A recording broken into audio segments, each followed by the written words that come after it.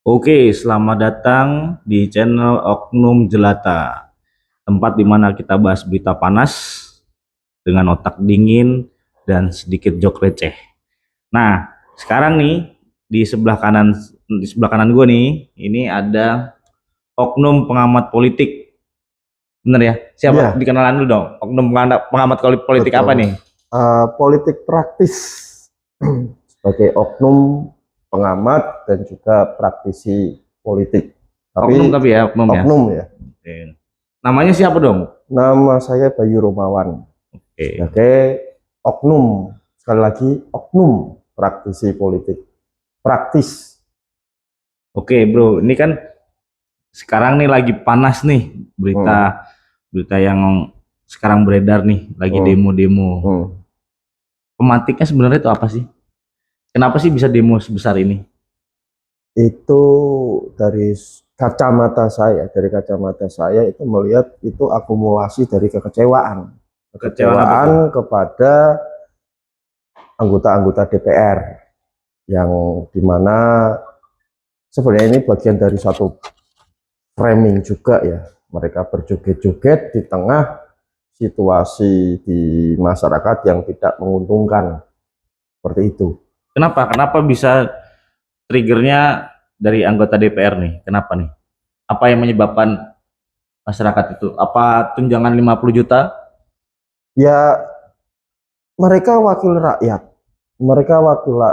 yang kondisi rakyat saat ini tidak mengenakan, sekali lagi tidak mengenakan, dengan berjoget-joget terus mungkin seakan-akan nantang Oh iya, ketika iya. mereka dapat kenaikan gaji ataupun tunjangan itu jengkel, jengkel lah, masa wakilnya seperti itu. Oh, jadi itu makanya kenapa tunjangan bikin terjadi demo hari ini nih, hari-hari ini nih. Ya, Tunjangannya salah berapa sih, bro? satunya, salah satunya tunjangannya banyak, saya nggak bisa nyebutkan, saya nggak hafal. Katanya tuh 50 juta ya per bulan ya? 50 juta per bulan untuk tunjangan, tambahan tunjangan ya, bukan tunjangan mereka, tapi tambahan tunjangan bagi anggota DPR RI. Anggota DPR RI. Nah, ini jangan digebiak-uyah. Nah, itu kira-kira kalau dapat 50 juta masih mikirin promo Shopee nggak ya? Bayar apa itu pay letternya apa itu? Bayar pay later. Oke, ini karena nggak ada prompter, gue bacanya pakai handphone. Kita masih miskin, namanya juga oknum jelata, ya nggak? Nah, terus pertanyaan selanjutnya nih, gimana nih dampak protes ini terhadap stabilitas politik dan ekonomi kita sekarang? Jelas ini akan mengubah peta perpolitikan nasional ya. Dari kita lihat sekali lagi, kita ngomong oknum, Hmm. mereka-mereka yang jadi sorotan publik itu juga oknum dari partai-partai, berbagai partai. Hmm. Jadi masyarakat melihat melihat mereka representasi dari rakyat, representasi juga dari partai. Hmm. Ini akan mengubah cara pandang masyarakat tentang peta perpolitikan nanti di 2029. Sekali lagi, merubah atau bahkan saya berharap masyarakat berubah pandangannya terhadap masalah politik. Nah, sebagai oknum pengamat politik Bro Bayu nih, apa nih harapan harapan apa tadi kok masyarakat berubah di apa mengamati politiknya ya, dalam Hmm, mengamati politik ya? Gimana ya, perubahan seperti apa yang Bro Bayu inginkan gitu? tanpa mengecilkan pemahaman masyarakat terhadap politik. Pada dasarnya masyarakat itu apatis. Hmm. Partai politik, ngomong ke politik, ada guyonan, ngomong ke negara, berat-berat mikirin negara. Justru dengan kita abai, justru dengan kita apatis dengan politik, akan terjadi hal-hal seperti ini terus dan berulang-ulang. Hmm. Masyarakat tidak paham politik. Ini khususnya ke partai politik. Oh gitu. Anggota DPR itu kan asalnya dari partai politik. Sumbernya dari partai politik. Kalau kita abai dengan sumbernya, ya akan terus terjadi seperti ini. Kita Hmm. lihat aja tupoksinya ataupun fungsi partai politik itu apa? Partai politik itu penjembatan antara negara, sekali lagi, negara dan rakyat. Itu satu jembatannya. Kalau jembatan ini tidak dilewati, kalau jembatan ini dibiarkan terbengkalai, ya menuju ke arah yang kita inginkan akan terbengkalai juga. Oh iya, berarti yang nggak dipahami masyarakat itu memang jembatannya ini gitu ya? Ya, jadi Oh. seakan-akan jembatan ini hanya digunakan di saat pemilu, padahal jembatan ini harus terus ada di setiap waktu, di setiap momentum. Itu. Balik lagi nih.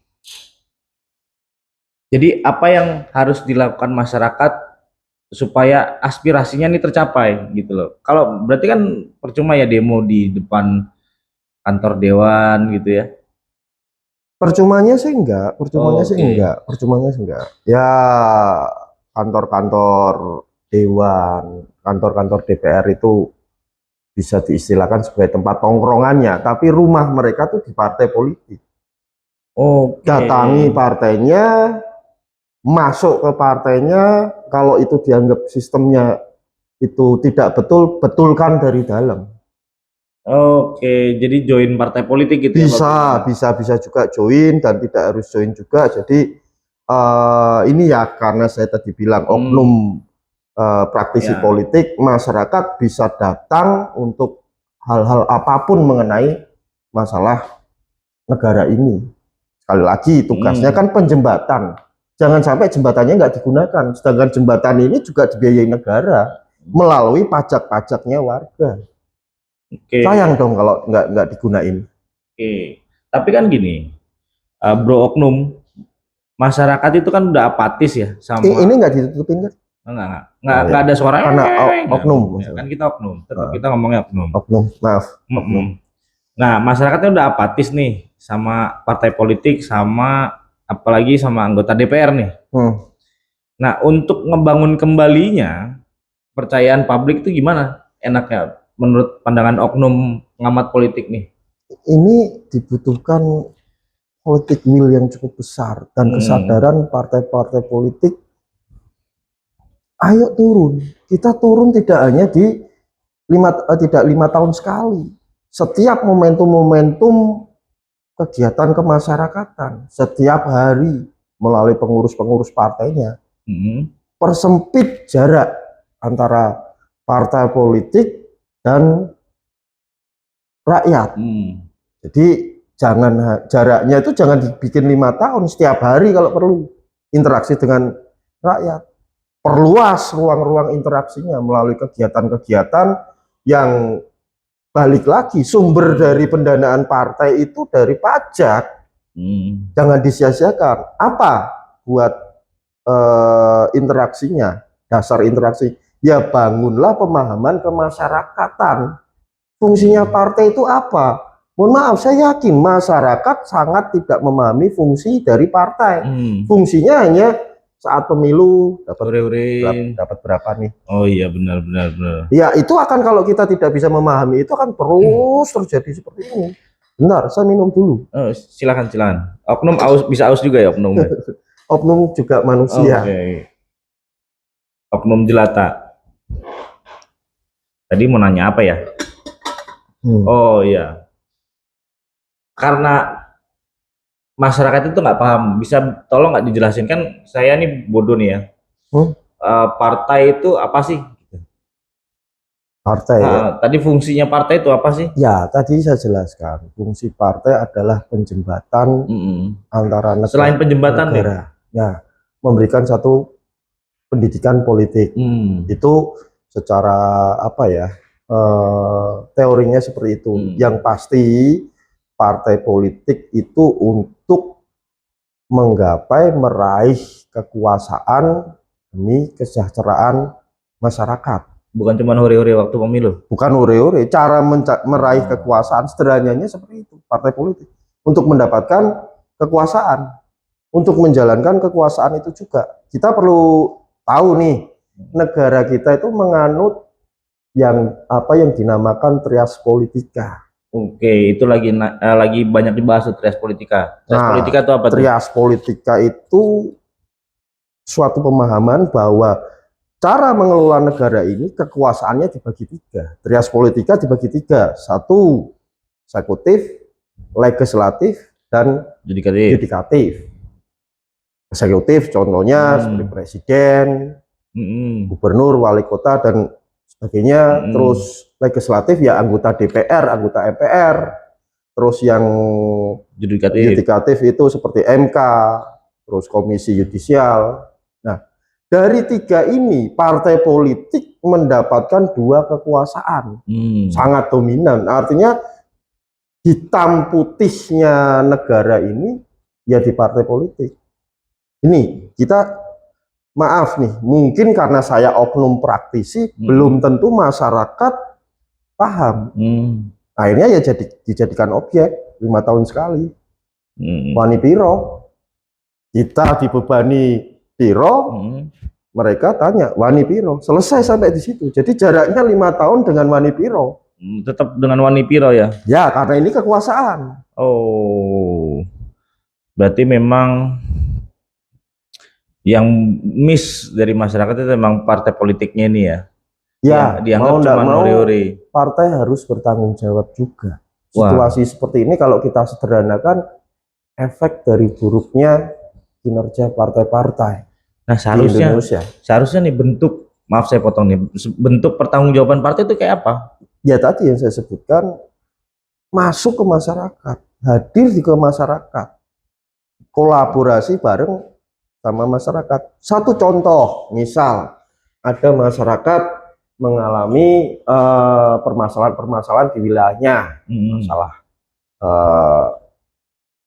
PBB, mengenai masalah berkaitan dengan kelurahannya. Nah, itu pengurus-pengurus partai itu juga bisa turut membantu untuk menjembatani atau membantu kesusahan-kesusahan, hambatan-hambatan warga. Oh, jadi nggak harus, kamu nyoblos apa? PSI kah? Oh, sorry. Oh, PDI kah? PAN kah? Nggak perlu seperti itu. Itu kewajiban kita. Kita sudah mendapatkan pembiayaan dari masyarakat secara luas. Nggak perlu pakai lihat bajunya apa. Jadi memang simpelnya itu memang ke partai politik dulu ya? Ya, itu partai politik, terutama partai-partai yang besar kan ada tuh kepengurusannya bahkan sampai tingkat apa namanya? RT. Anak ranting. Oh, itu apa tuh tingkat anak ranting? Ya, setingkat apa itu? Setingkat di RW lah. Oh, kalau ada ya? Tingkat ranting itu kelurahan, mungkin anak ranting atau mungkin cucunya ranting tingkat RT. Mungkin kalau itu partai yang besar. Nah, ini anak-anak ranting, cucu-cucu ranting ini pada ngapain? Harusnya ya seperti itu.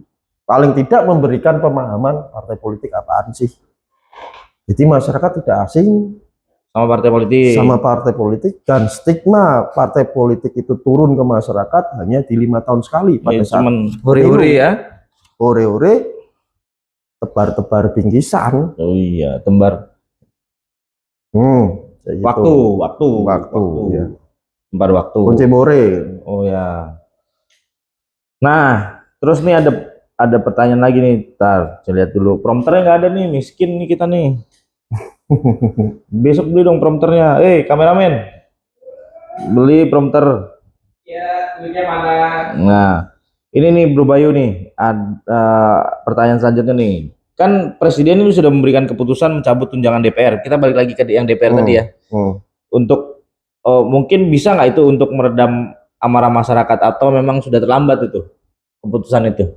Ya, kalau dibilang meredam. Apapun namanya orang kerja, DPR itu juga kerja.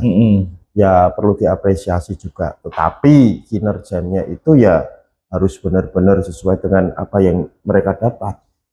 Kalau semuanya tertata dengan baik ya, pemahamannya baik bahwa beliau-beliau itu wakilnya rakyat, beliau-beliau itu benar-benar bisa bekerja, mau berapapun gajinya itu ya satu hal yang sah, karena mereka bekerja sama kayak kita kerja. Semakin kita baik kinerjanya, ya semakin dapat tunjangan lebih baik. Itu.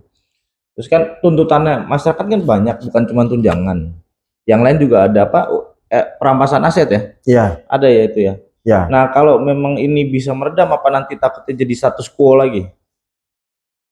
Kan kita sudah sering tuh jadi status quo tuh.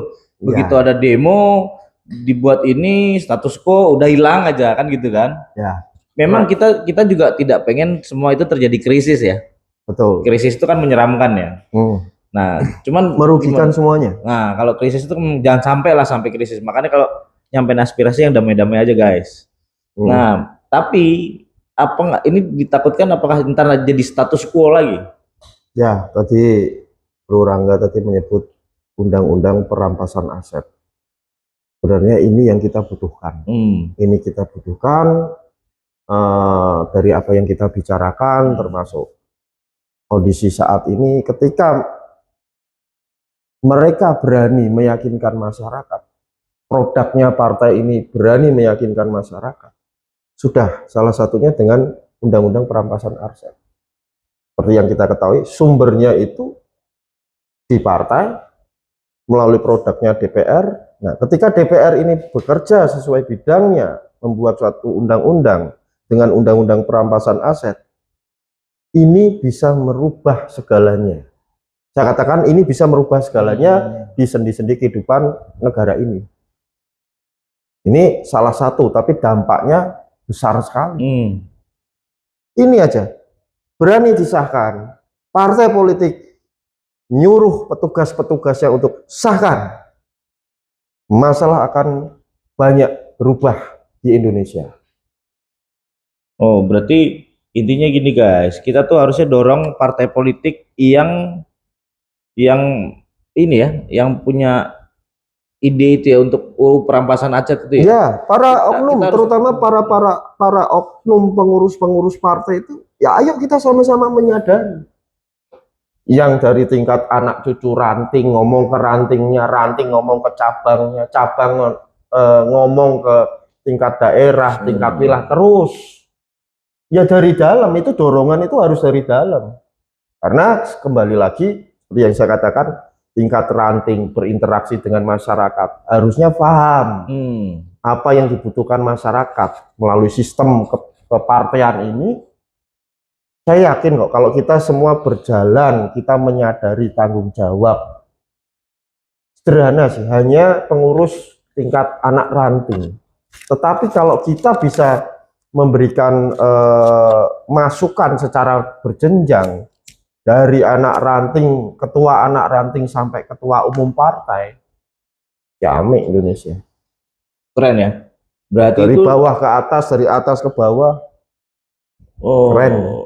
Itu linear ya jadinya. Ya, sayangnya saya hanya oknum. Meskipun praktisi saya hanya oknum. Oknum itu segelintir ya. Mudah-mudahan banyak gelintir dan berharap semua oknum praktisi politik, pengurus politik, parpol, ayo kita sama-sama dorong dari bawah ke atas. Kasihan loh kalau kita harus terus mendorong-dorong di tempat yang, mohon maaf saya katakan salah. Dari dalam, dari sistem itu sendiri kita benahi. Sekali lagi, masyarakat jangan apatis, jangan menjaga jarak dengan partai politik. Ya ini hasilnya. Mau gimana lagi? Kita nggak bisa terus-terusan nyalahin ini pemerintah, ini anggota DPR, ini semua saling membutuhkan. Tapi kalau kita tidak sadar sumber ataupun akar permasalahannya, ini akan terus berulang. Terus-terusan kita ngomong, wah ada asing ini, terus seperti itu. Berulang ya. Ya. Kita tetap bilang asing. Ya. Ya asing loh ya. Ya, akhirnya kita asing dengan partai politik. Nah, makanya asing yang bermain di sini. Nah, kita kan nggak bisa lama-lama nih, kamera kita juga masih yang cupu. Nyambi kerja. Kita masih pocoan, istilahnya gitu. Nah, jual voucher mas. Jual voucher juga. Voucher pulsa ya. Ada kita jual kameramennya. Ada, iya. Nah, ada. Kita nyambi. Nah, ini pertanyaan ini apa nih pelajarannya nih dari protes ini untuk masyarakat sama pemerintah, pelajarannya itu apa? Ya, ini harusnya dijadikan suatu kesadaran nasional. jadikan satu perenungan secara nasional, terus kita bergerak secara nasional juga untuk segala hal, pemahaman-pemahaman tentang politik. Kali lagi politik tidak, apa yang terjadi saat ini itu hanya di permukaan saja. Ayo kita selami permasalahan-permasalahan politik, pemahaman-pemahaman tentang politik, sampai ya tadi bahasa saya di partai politik, kita pahamin betul partai politik itu seperti apa yang dilakukan selama ini ataupun saat-saat ketika pemilu belum dimulai. Ayo kita pahami bersama, masyarakat, partai politik, kita saling membuka diri, kita saling membangun sinergi untuk negara. Itu sih pelajarannya ya. Menurut saya. Jadi gitu buat oknum jelata semua. Ya kalau kita mau menyampaikan aspirasi yang damai-damai aja lah. Jangan kita ada yang menyimpang yang lain, agenda-agenda lain disusupi, itu jangan mau lah kita. Kita damai, biar semua apa kata tadi linear ya. Linear. Terus gunakan partai politik untuk bisa menyampaikan aspirasi kita, dukung partai politik yang mendukung. Partai ya, nggak hanya sekedar anggota DPR aja. Betul. Salah kalau kita cuma anggota DPR. Partainya guys, jadi bukan anggota dewannya, tapi partainya yang didorong. Jadi untuk UU perampasan aset itu yang mendukung itu kita dukung, biar nanti anggota dewan kalau gajinya UMR kira-kira masih pada mau nggak ya jadi anggota dewan? Oke. Bos.